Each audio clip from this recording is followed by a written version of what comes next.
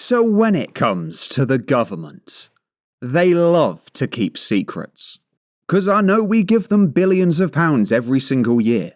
But according to them, that still doesn't mean that we have a right to know.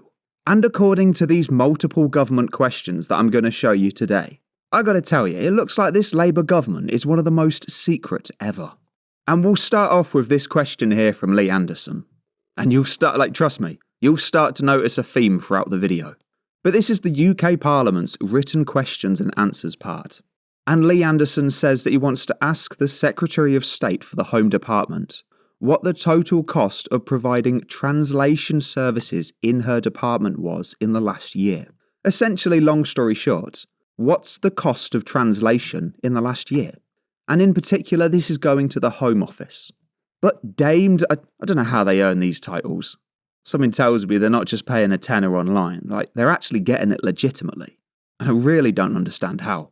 But it says the information requested is not centrally held, and it could only be collated and verified for the purpose of answering this question at a disproportionate cost.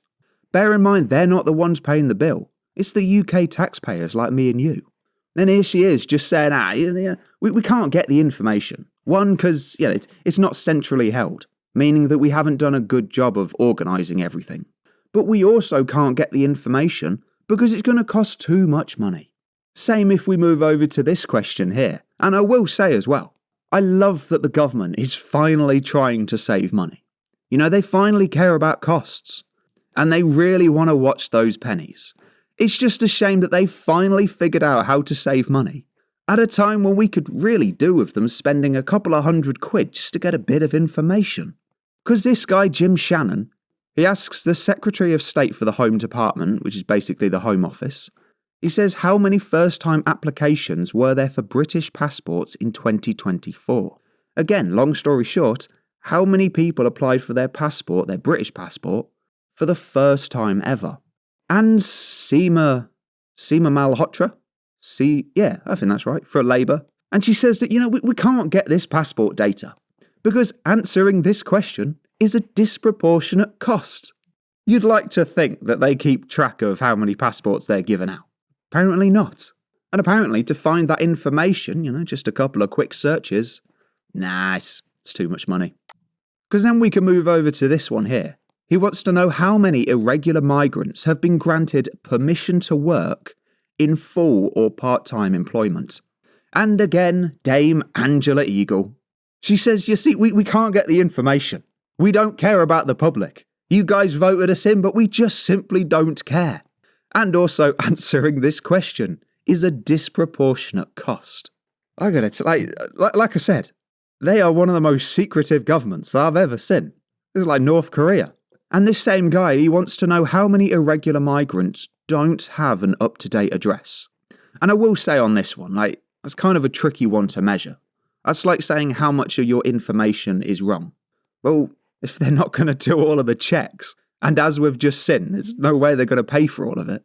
So, in all fairness, they simply don't have a clue. I mean, it's quite an important question as well. How many irregular migrants don't have up-to-date addresses? And she says obtaining the specific information requested would involve collating and verifying information from multiple systems, owned by multiple teams across the Home Office.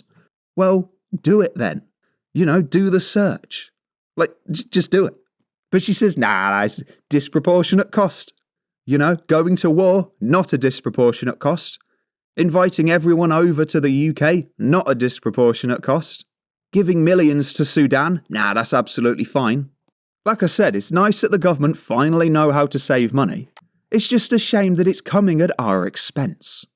And if you enjoyed this Daily Clown World video, once again with information that you have not seen anywhere else, then I would highly recommend to become one of the 63,069 subscribers. This country has gone crazy.